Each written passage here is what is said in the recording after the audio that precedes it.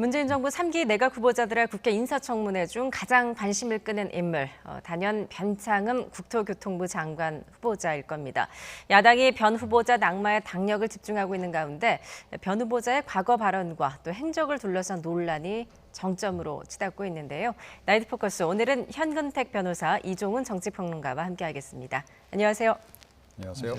예, 이제 내일입니다. 변창흠 국토교통부 후보자에 대한 인사청문회가 열리는데 지금 가장 큰 비판에 직면한 지점이 바로 구의역 사고 관련 막말, 그리고 이어서 계속 추가 의혹들이 또 쏟아져 나오고 있습니다. 어떻게 보십니까? 내일 인사청문회 문턱 넘을 수 있을까요? 어쨌든 제가 보기에는 쉽지는 않은데요. 좀 안타까움은 있습니다. 아마 변창흠 후보자를 선택한 가장 큰 이유가 그동안 아마 김현미 장관도 물론 열심히 했습니다만 전문적인 지식이라든지 특히 이제 주택 공급이라는 데 관련된 어떤 정책적인 변화라든지 이걸 많이 기대한 것 같거든요. 그쪽 LH라든지 SH 있었기 때문에 아마 주거 정책을 특히 이제 공급 관련 정책을 어떻게 할 것인가가 이제 주된 관심이 됐으면 좋겠는데 이 구의역 사고라든지 아니면 그 임대주택에 사는 분들을 약간 폄하하는 발언이 나오면서 지금 보면은 뭐 거의 뭐 여러 가지 나오고 있거든요. 나올 게 거의 나오고 있는데 이런 부분들보다는 어쨌든 그런 부분들은 어쨌든 본인이 진솔한 사과가 필요한 것 같고요. 그거를 일단 유가족이 뭐 어떻게 봐야 될지가 가장 중요한 것 같습니다. 국민 여론도 중요한 것 같고. 예. 이 막말 논란, 네, 그래서 좀 이제 주택 정책과 관련된 걸로 아마 인사청문회 좀 진행됐으면 좋겠다 하는 그런 바람이 있습니다. 예, 정책 위주로 좀 청문회가 진행됐으면 좋겠다라는 바람이 있다라고 말씀을 해주셨는데 지금 나오고 있는 막말 논란 외에도 지금 추가 의혹들이 좀 쏟아져 나오고 있는데요. 지금 어떤 의혹들이 나왔는지 좀 정리를 좀 해주실까요? 예. 그러니까 우선 이제 SH공사 이제 사장 시절에 지인들을 이제 고위직에 이제 대거 채용한 거 아니냐라고 하는 의혹이 이제 불거진 게 있고요. 그 다음에 이제 자녀 문제와 관련한 허위 인턴 그 증명서 그 논란도 있고 지금 그런 식입니다. 그래서 뭐 내일은 또 뭐가 나올지 모르겠는데 하루 매일 뭐 어떤 새로운 건들이 지금 불거지고 있는 그런 상황이어서 조금 전에 말씀하신 그런 막말, 그러니까 이 발언에도 언행에도 문제가 있지만 뭐 만약에 지금 이제 SH공사 사장 당시에 지인들을 그런 식으로 좀 혜택을 부여해서 채용을 했다라고 한다면 그건 사실은 고위공직자로서 굉장히 결정적인 치명적인 그런 하자 요인이 될 거다 이렇게 생각을 합니다. 예, 변 후보자가 이제 사장에 취임하면서 부채 감축을 약속을 했었는데 그런데 오히려 법인카드 사용액이 그 전임자보다 2배 이상 많았다고 해요. 이 부분은 또 어떻습니까? 그러니까 그것도 이제 뭐 따지자면 문제가 될 수 있는 부분이 있는 거죠. 그러니까 물론 이제 그런 비용을 쓸 수는 있도록 제도화가 돼 있기 때문에 그 쓴 거 자체를 이제 뭐라 얘기할 수는 없는데. 그러니까 지금 뭐 워낙 이제 부채가 많은 상황에서 부채 절감을 위해서라면 보통은 이제 위에서부터 모범 내지는 솔선수범을 보이잖아요. 통상적으로. 그러니까 급여 삭감하더라도 뭐 예를 들어 공조직 같은 경우에는 하우 상박이라 그래서 하여튼 기본적으로 위에 사람들이 더 급여 삭감을 많이 하고 이렇게 고통을 더 많이 분담하는 그런 식인데 이런 뭐 부채가 자꾸 누적되고 있는 그런 위기 국면에서 부채 해결까지 하겠다라고 얘기해 놓고 정작 본인은 이렇게 많은 비용을 썼다. 이건 이제 납득이 좀 안 가는 그런 대목인 거죠. 저런 것도 사실은 따지고 보면 고위공직자의 이제 어떤 기본적인 소양하고 좀 관련이 되는 부분이다. 이렇게 봐야 되겠습니다. 조금 이해가 또 안 되는 의혹 가운데 하나가 바로 세금과 과태료 체납 의혹입니다. 이거 자동차세 등을 상습 체납한 사실이 밝혀졌는데 압류당한 횟수가 무려 10차례입니다. 이거 어떻게 봐야 됩니까?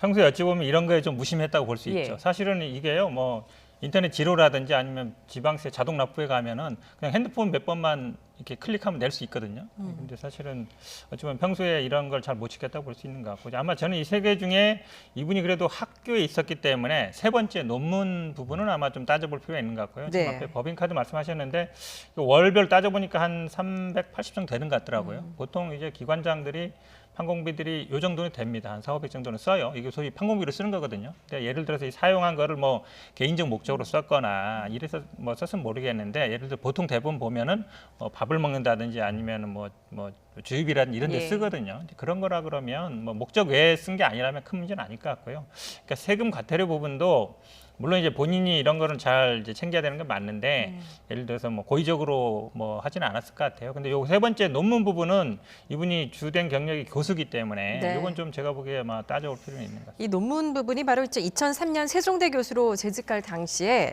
발표했던 그 본인의 논문 3개를 그 내용을 중복해서 게재했다. 바로 그런 의혹입니다. 이 부분이 좀 결정적인 또 사유가 될 것 같다라고 말씀해 주셨는데 어떻게 보십니까? 글쎄요. 그러니까 뭐 교수로서는 그 부분이 가장 뭐 사실은 논란이 될 수 있는 예. 지점인 건 맞는데요.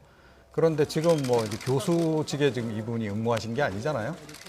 그렇기 때문에 일단 뭐 장관으로서 고위공직자로서의 그 덕목을 일단 이제 점검해 볼 수밖에 없는 거고, 또 뭐 정책에 대한 철학이랄까, 또 정책 역량이랄까 이런 것들을 이제 검증하는 데 집중을 이제 할 수밖에 없을 거기 때문에 그런 부분을 이제 중시해서 볼 거다. 그런데 지금 도덕적인 측면에서 이제 이야기를 하자면 여러 가지 좀 흠결이 지금 이제 우리도 확인했다시피 나온 건 사실인 거고, 네. 이거를 그러면 정말로 전문성이 뛰어나서 이런 것들을 다 눈 감아줄 정도라면 모르겠는데 과연 그런 건지도 좀 잘 모르겠어요. 그리고 개인적으로는 정부가 왜 이분을 택했는지, 그러니까 청와대가 왜 이분을 선택을 했는지 뭐 이해는 합니다만 그게 지금 제대로 된 부동산 정책의 방향성인지도 잘 모르겠어요. 그러니까 공급 확대 계속 좀 그러고 오고 있는데 지금 부동산 정책의 기조라고 하는 것이 이게 지금 뭐 현재 부동산 문제를 해결하는데 과연 핵심적인 그런 해결책이 될까? 오히려 공급 확대했다가 나중에 제가 보기엔 더 큰 후유증이 발생할 수도 있는 건데 너무 지금 한 가지 기술에만 지금 집중하고 있는 게 아닌가 그런 생각도 개인적으로 좀 갖고 있습니다. 조금 예. 추가만 하면요. 이게 제가 뭐 결정적인 사유로 한 거 얘기한 건 아니고요. 그러니까 논문을 표절하는 거하고 중복 게재는 약간 다른 부분이에요. 그러니까 과거에는 어떻냐면 교수님들이 A라는 학회지에 실은 다음에 또 뭐 와가지고 이제 그 학내지에 싣고 이런 경우가 종종 있었거든요. 네. 최근에는 그게 이제 안 되고 있는데, 근데 이게 아마 보니까 2003년이면 모르겠습니다. 아마 이때 기준이 어떻게 되는지 모르겠는데 이 당시는 정도는 아마 관례적으로 많이 이루어졌을 가능성도 있다고 봅니다. 사실관계 좀 따져볼 필요 있는 것 같습니다. 예, 아무튼 이 부분이 이제 그 청문회 과정에서 이제 좀 논쟁이 될 것 같다라는 말씀이신 것 같습니다. 또 하나는 이제 장녀의 그 허위 인턴 의혹까지 지금 불거진 상황인데, 이거는 이제 자녀가 미국 예일대에 진학하는 과정에서 국립중앙박물관 허위 인턴 경력을 제출했다. 또 이런 또 의혹이 불거졌는데, 네. 좀 또 자녀 문제에 또 좀 첨예하게 또 붙을 것 같지 않습니까? 그러니까 이제 이런 이제 학력 문제나 이런 거는 뭐 그동안에도 워낙 우리 사회에서 논란이 좀 많이 됐던 예. 그런 이제 이슈이기 때문에 이제 그냥 넘어가기는 좀 쉽지 않겠죠. 국내 대학이었다면 아마 오히려 더 이슈가 더 됐을 가능성이 높다라고 봐요. 그런데 이제 뭐 다른 나라인 대학에 이제 응모하는 과정에서 이제 이렇게 했다는 건데, 이거 역시 사실은 이제 그 윤리적인 측면에서 보자면 분명히 문제가 있는 것은 맞죠. 그런데 본인은 지금 해명하기를 뭐 미국에서는 이런 봉사활동도 인턴이라고 뭐 흔히 적는다 뭐 이렇게 지금 이야기를 하고 있는데, 글쎄요, 그거는 뭐 저로서는 납득이 안 가는 해명이긴 합니다만 일단 본인은 그렇게 지금 주장을 하고 있는 그런 상황이긴 합니다. 예. 지금 국민의힘은 기자회견을 열고 변 후보자의 자진 사퇴, 그리고 문 대통령의 지명 철회까지 촉구한 상황인데, 정의당 역시 부정적인 기류가 지금 상당합니다. 오늘 의총에서는 결론을 내지 못했는 것으로 알려졌는데요. 심상정 정의당 대표의 발언 듣고 오시죠. 그토록 참담한 말로 유가족과 시민의 마음을 헤집어 놓고 그토록 상투적인 석줄 사과로 진정 국민의 마음을 되돌릴 수 있다고 생각했습니까? 사람이 먼저다를 내건 정부라면 이런 시대착오적인 인식부터 점검하고 퇴출해야 마땅합니다. 국민의 이해와 유가족의 용서가 전제될 때만 정의당은 변창흠 후보자를 장관 후보자로서 인정할 수 있다는 점을 분명히 말씀드립니다. 예, 지금은 대표가 아닌 의원신 분이신데요. 심상정 의원 이렇게 발언을 했습니다. 일단 정의당에서는 데스노트에는 올리지 않고 인사청문회를 보고 판단하겠다라는 입장인 것 같습니다. 그러니까 두 가지 얘기하셨죠.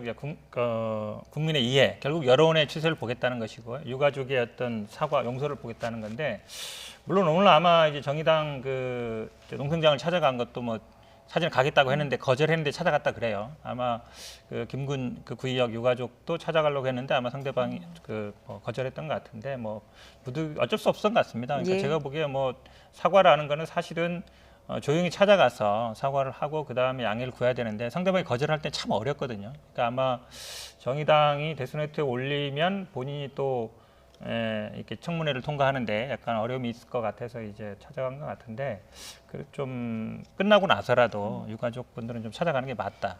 그리고 사과라는 거는 저는 아마 본인의 말이 문제가 된 거기 때문에 말로 풀 수 있거든요. 예. 청문회 과정에서 얼마나 진솔하게 하느냐. 그다음에 본인이 여러 가지 입장을 발표한다든지 아니면 발언. 특히 저는 뭐 청문회에서 어떤 입장을 발표하는 게 중요한 건데 진솔한 사과로 국민들도 이해하고 특히 유가족이 이해할 정도는 해야 된다. 그게 전제되지 않으면 저는 좀 어렵지 않냐라고 보기 때문에 예. 어쨌든 본인이 청문회에서 어떤 태도로 나오느냐가 가장 중요한 거죠. 예, 변 후보자가 좀 진솔한 사과를 해야 된다라고 지적을 해주셨는데 그런데 오늘 정의당 그 농성장을 불쑥 찾았습니다. 중대재해기업처벌법 제정을 촉구하는 정의당의 농성장에서 이제 정의당 또 그 유가족의 방문을 거절했는데도 가서 사과를 했다고 하거든요. 이 일을 두고 좀 부적절했다라는 목소리도 나오고 있는 것 같습니다. 그렇죠. 그러니까 좀 약간 억지 사과를 한 거 아니겠습니까? 예. 그런데다가 그러니까 맥락이 이게 과연 같은 맥락인지도 좀 이렇게 납득이 안 간다 그런 얘기를 좀 많이 하죠.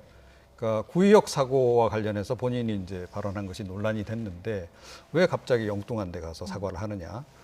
이쪽에 사과가 안 되니까 뭐 그쪽 가서 일종의 뭐 대신 사과하면 모든 게 다 용서될 것으로 생각하느냐? 그런 지적도 나오고 있고 그런데 일단 뭐 인사청문회가 급하니까 급한 대로 일단 뭐 사과를 하겠다 뭐 이런 그 계산이 아니었나 이렇게 생각이 좀 되는데요. 예. 근데 사실은 실제로 이것 때문에 고통받고 있고 지금 이제 매일 단식 농성하고 계신 분들 입장에서는 당연히 이건 불쾌할 수 있는 거죠. 굉장히 불쾌할 거다 이렇게 생각합니다. 예, 과연 변창흠 후보자 내일 열리는 인사청문회에서 좀 진솔한 모습, 진솔한 사과의 모습을 보일지 한번 기대를 해보겠습니다.